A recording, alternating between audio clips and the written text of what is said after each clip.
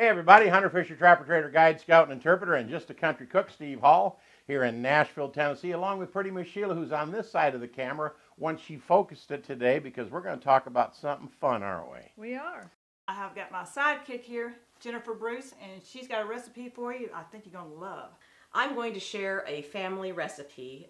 This was made by my great-grandmother for the Pacific Railroad out west, and over the years it's kind of morphed a little bit. We've kind of added some things, and I've kind of made it my own, and many of my other family members have kind of made it their own also. So this has been a staple in my family for many years, and especially in the summer because it's just around the corner, and when you don't want to stand in front of a hot stove, you want to make something quick and easy, and this is just the recipe.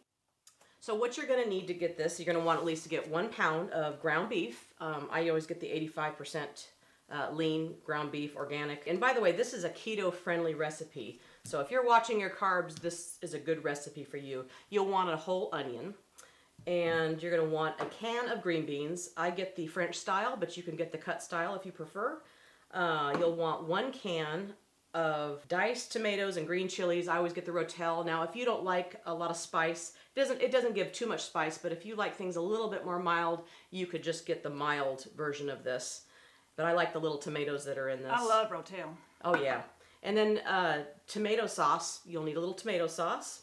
And if you'd like to season your own taco seasoning, you could do individual seasonings. But I always get the taco seasoning that's already ready to go, and then I just season a little bit of salt and pepper to it, garlic, and do my own thing. So those are the ingredients you'll need to get started. Did you plug that in? No. It's gonna be a fun day. Okay, so what you want to do is brown the hamburger meat, and when it starts to turn brown, you'll probably want to add the onions in. So, and you can add as many onions as you want. I usually do about 1/2 cup. I won't do all of these. It's really kind of up to you. And then you will brown that with the hamburger meat. It looks good already. It is. You put that on? Yeah. Okay. Okay, Sheila, go ahead and pour the green beans in. Okay. Stir it around.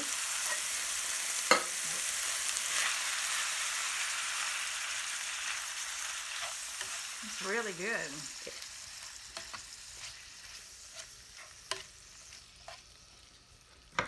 We'll add some of this 1/2 can maybe of the Rotel. Like I said, it's really entirely up to you how much you want to add. Okay, so we had a little bit of technical difficulties with our main camera. So from this point, you want to add your taco seasoning packet, or you can add your own seasoning. Then you want to add a 1/2 can of tomato sauce. I don't like to add the whole can because it makes it a little bit too soupy. You can also buy a smaller can if you prefer, but I'll use that other 1/2 can for some other recipe that I'm doing in the kitchen.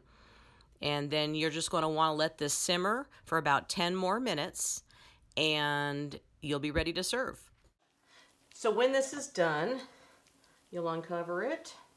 And now you can serve this 3 different ways. Now, if you're following a low-carb ketogenic diet, you can put it on salad, which I really like to do.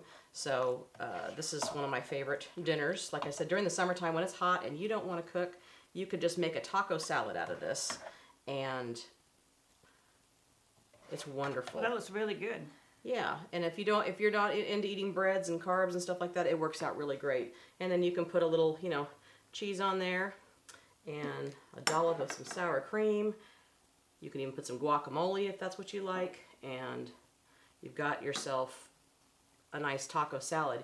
You can also, my husband loves to eat it on chips, so he will take some of this and put it on chips, like, and make a big pile of nachos. I'll hold this for you so it won't get... Yeah, and so he'll eat this and melt some cheese over it and add some sour cream. Oh, that was good. And usually he'll just microwave this and melt the cheese and all that, but it's really good. But you can make that, and like I said, you can add some sour cream to it.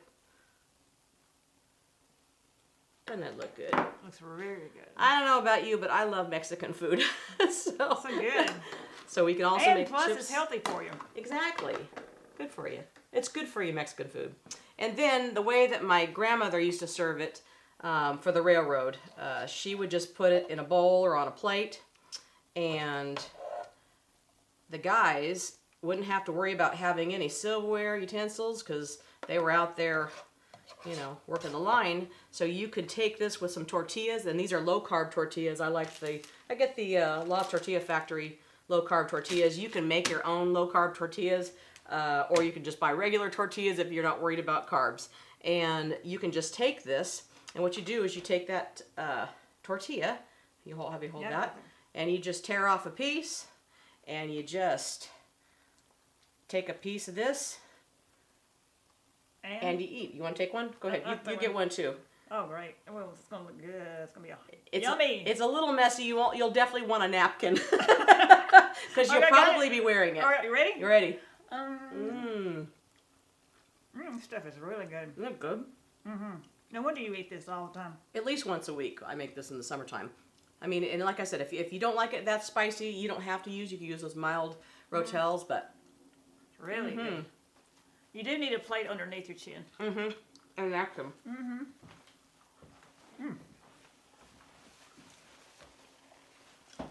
Isn't that good? You could even put this on hamburger buns and have a sloppy Joe or something. Absolutely, yes. Once you taste it, I know the idea of green beans, tomatoes, and tomato sauce and hamburger meat. People are going, well, that's kind of a strange combination, but it tastes really great together. You got to try it. I'm sorry. Okay. Again. I'm going to be doing this a lot. All right. Okay. All right. Okay. Here we go. All of it. All right. So thanks Wait, again for try tuning. again. Yeah. Okay. Action. Take 59. Right. We're going to be wearing this thing out. Nobody said we were cooking stars. Like Mother said, we don't look like cooks. But we're doing our best, and we're really thankful that you were tuning in with us. Thanks again for tuning into the channel and liking and sharing and subscribing. If you like what we're doing, please continue to do that, and we really appreciate you. What's the rest of it? You said you were going to say about if you have a recipe to submit. All right, time. Visit shotgunred.com and leave us your recipe, and we will send you a DVD of our live show on the road. We will? Yeah, Okay. we will. We will. I didn't know. Yeah. So go to shotgunred.com and submit your recipe, and maybe we'll share it on our channel. Thanks again. We hope you enjoy this recipe, and we really hope you subscribe to our channel. That's easy. Little Shotgun Red's face will pop up over here in a little bit. When you click on it, it'll say subscribe, then you're subscribed. Next to it will be a little notification bell.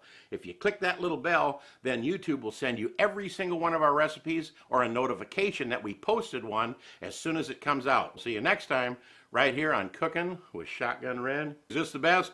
If it ain't, it ought to be.